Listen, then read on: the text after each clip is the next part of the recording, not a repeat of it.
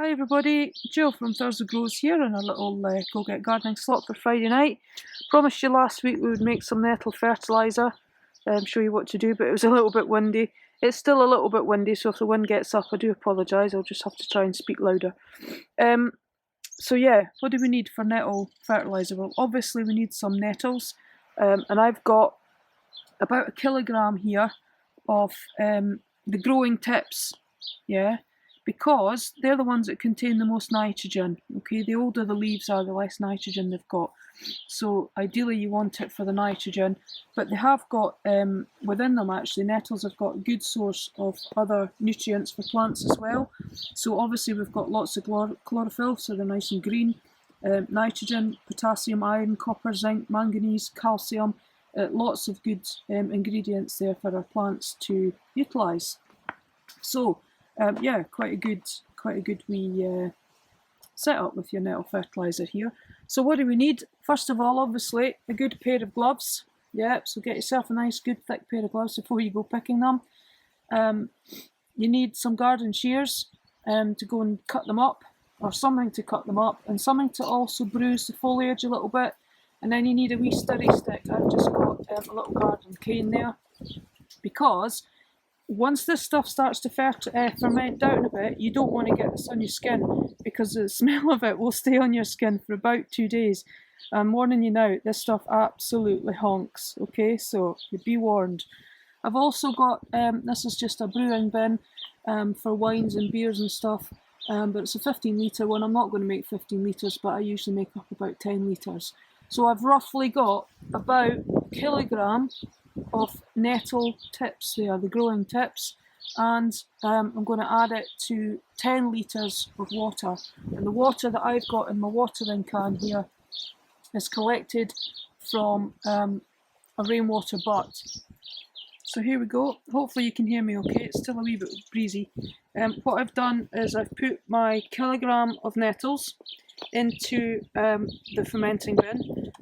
Plastic, okay, don't use metal for this, because obviously the metal can corrode down and put some toxins in through your fertiliser as well, which you don't want. So it must be plastic, okay. So what I did was I've chopped up the nettles a bit as well using the garden shears, and you just want to sort of bruise them a little bit. I've got a little bit of water in here just now.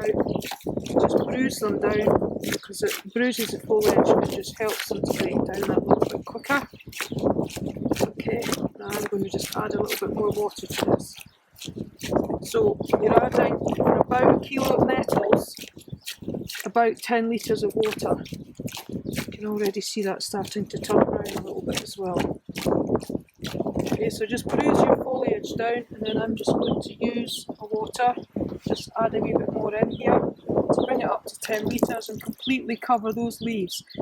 Preferably try and use rainwater harvested from a rainwater butt, rather than using the water that we get out of tap, because we know that it goes through a treatment process. So once you've got it topped up with your water, then what you want to do is pop your lid on, okay, so seal it up, because this is a fermenting process that this is going to go through.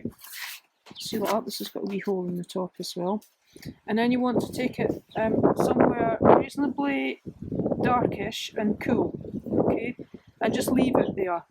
Every couple of days you want to take your lid off and give it a stir, and then what you'll start to see, now I've done this, it's got bubbles here because I've been poking it with a stick, but you'll start to see these clear bubbles, and that's just a sign that it's starting to ferment down, so that's a good sign.